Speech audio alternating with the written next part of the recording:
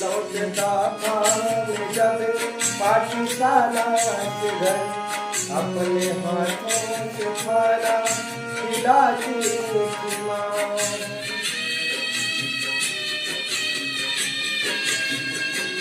रात में अपनी ममता के आंचल करे, अपनी आंखें मुझको सुलाती थी माँ।